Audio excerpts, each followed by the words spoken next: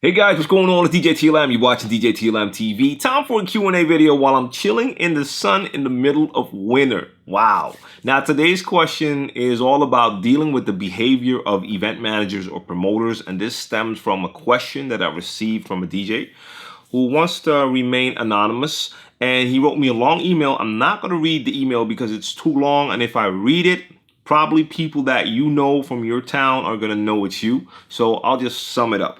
But some of you will relate to this story. I know I could relate to this story. And if you can't relate to this story yet, trust me, you will end up in a situation similar to this one in the future during one of your gigs. It's bound to happen. So dealing with the behavior of event managers. Now, this comes from a DJ who's been playing for a year. He did some smaller gigs in his own town, small town. Got some good response. Everything went well. He got to play in a bigger town, in a bigger club, bigger crowd. That also went well. And he told me that all the people that he dealt with up until then, they were all fair and honest. So everything was going good.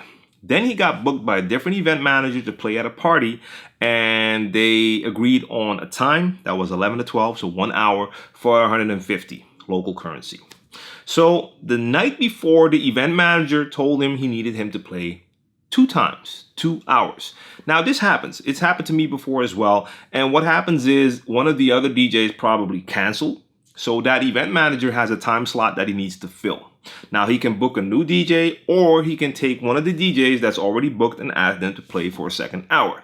Now, if you don't have another gig that day, that's perfectly fine. I mean, you're already there.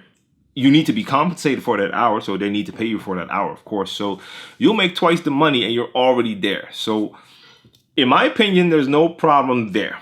So they decided to do that. He was going to play 2 hours and he was going to receive 300, 2 times the 150. Now, during the night, he played his first set from 11 to 12. And when it was time for his second set, the event manager all of a sudden decided that he wanted him to play even later.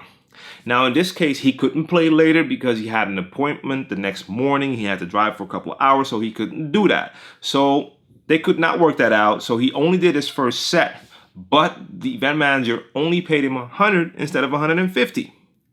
I don't know the whole story behind that, but that's what happened. Now, he did a second gig for that same event manager, and the same thing happened again. He was going to play twice. He only did 1 set. Something happened. He did not do the second set. And again, he only got 100 instead of 150. Now, he told me that he wanted to punch him, but he didn't punch the event manager. And he was really mad. And he wanted to know if he dealt with it the right way. Now, what I need to say is, when it happened the first time, a situation like that can occur. It's a nasty situation. People don't pay you what they're supposed to pay you. Of course, you can get violent, but violence is probably not going to get you that extra money, and it can be very bad for your name, and it could have legal consequences as well. So it's good that you did not hit him. But after that happened the first time, that's definitely shame on him. But that second time you went and you played for that same event manager again and let the same thing happen again, that is shame on you. Look, that first time can happen. I've had people try that on me. It didn't work, but they tried it on me.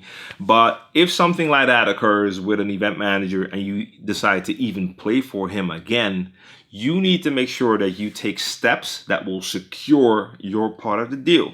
So if someone doesn't pay me the amount of money that they owe me that first time, if I ever play for them again, I might even want to get the rest of my money from the first gig, but at least I want to make sure that for that second gig, I get paid in advance, because I don't want to end up at that club again and not get paid what I'm supposed to get paid again.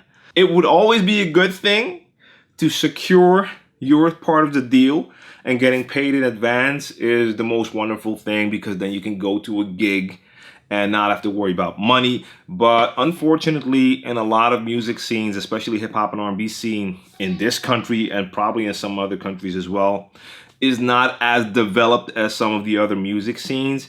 And over here in the hip hop and R&B scene, getting paid in advance doesn't happen a lot. A lot of times it will be that you get paid during the evening.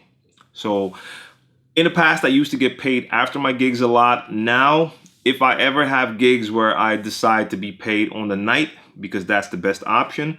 I want that money before I step on stage, simple and plain, because if anything's wrong with that money, I'm not getting on stage. So that's one way that I deal with it, and that could be a solution for you as well. So even if you're a beginning DJ, you don't want to just get played. People can't use you like a toy and just throw you away, and like a boomerang, you come back and let them do it again. Look, don't be too hard on yourself. You didn't start the DJ that long ago. These are things that you need to learn. And especially if you're a beginning DJ, it might be kind of hard to hold your ground when you're dealing with event managers, because they're the ones that book you. But you have to stand your ground, otherwise you're going to be a pushover, and that's never a good thing in anything in life. So that's all. If you have any questions, you know where to reach me, djTLMtv at djTLM.com. But what I'm more interested in is hearing stories from you guys. So if any of you have ever been in a situation similar to this, what happened? How did you deal with it? Let us know, because other DJs can learn from you. Let's share that knowledge. That's all for now. I'll be back very soon. Make sure you subscribe to my channel if you haven't done so already, so you don't miss out on any of my future videos. And I will be back tomorrow with Tuesday tips. Peace.